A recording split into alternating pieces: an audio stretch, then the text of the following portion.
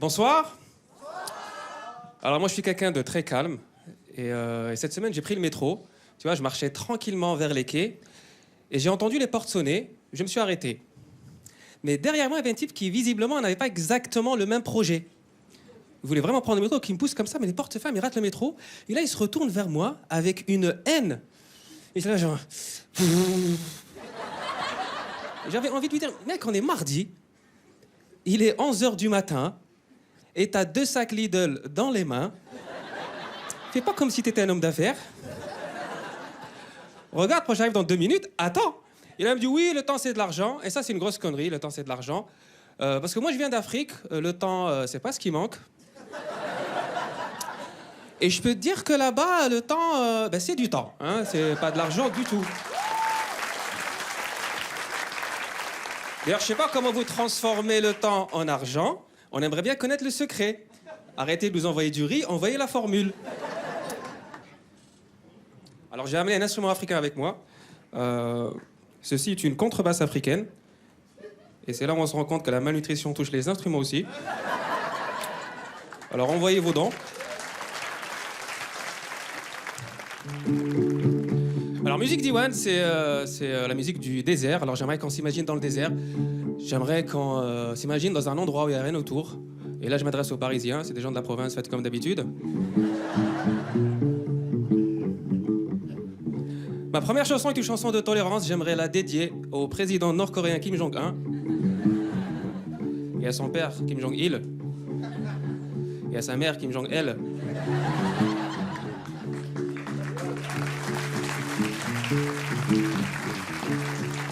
Et à tous ses frères et sœurs, les Kim Jonction de coordination.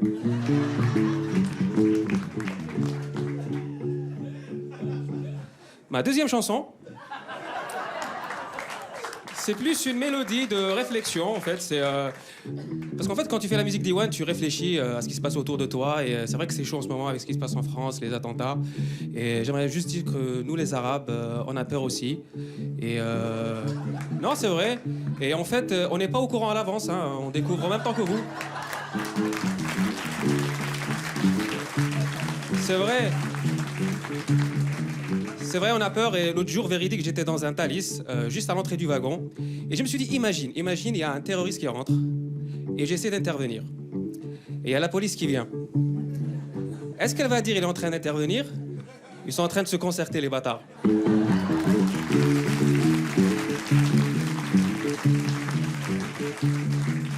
Et j'en ai marre, en fait, de regarder la télé, ces émissions avec cet expert. Tu sais, l'expert, le mec, il est parti 3 fois à Marrakech, il a pris 2 verres de thé, il pense qu'il avait le tour, il est là, oui, je pense que l'islam sunnite, c'est comme un tagine, hein, c'est chaud. Et à côté, t'as l'invité arabe. Alors, je sais pas d'où il le sort, le mec, mais le type est là, alors l'islam, il est pas violent, il est jeté. Ouais, mais ton accent est très violent. Alors, les Arabes, si vous êtes dans la rue, hein, quelqu'un vous tend un micro. Si tu sais pas parler, chante.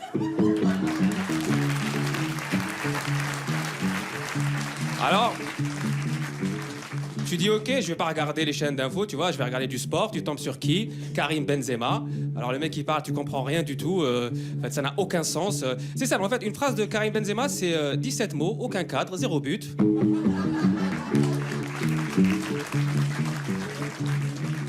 Bon, je trouve, on est un peu dur avec Benzema, parce que il est mis en examen, donc pas sélectionnable en équipe de France, alors qu'il y a d'autres personnes qui sont mises en examen et qui restent sélectionnables pour la présidence. Bon.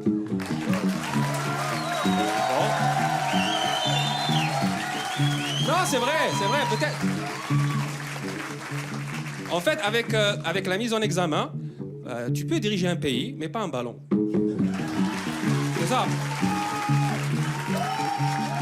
Mais bon, et moi j'aime beaucoup Karim, et j'ai essayé de trouver une solution pour qu'il arrête de parler. Et j'ai remarqué que le seul moment où il ferme sa bouche direct, c'est quand il entend l'hymne national français. Alors je me suis dit, on pourrait tous se cotiser et payer une fanfare qui le suit partout. Et dès qu'il part, alors j'ai dit ok, je vais pas regarder la télé, tu vois, je sors prendre l'air. Tu tombes sur quoi? Sur les manifestations contre la loi El Khomri. Bon, fallait que ça tombe sur El Khomri. Hein. Mais là, honnêtement, tu te dis, c'était un peu prévisible. Parce qu'après plus de 60 ans de chômage et de discrimination, tu demandes à une arabe de faire une loi sur le travail? C'est même El Khomri était là en mode Nicole Kidman dans la pub, je suis là, hey, what did you expect?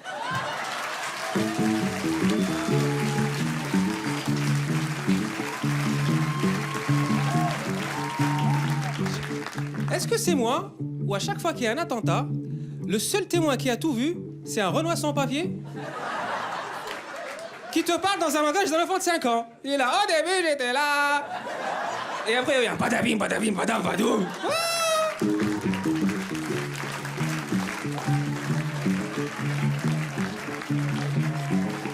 Moi, je pense qu'ils apportent pas les bonnes solutions. L'autre jour, il y avait le ministre de l'Intérieur.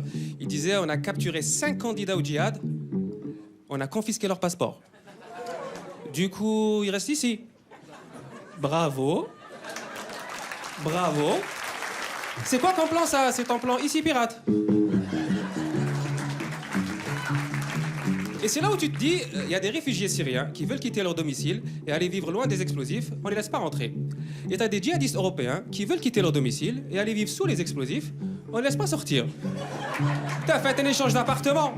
J'ai pensé à un site qui s'appellerait RTNC et tu donnes ça à Jawad, il gère entre eux. Merci beaucoup, c'était Wari.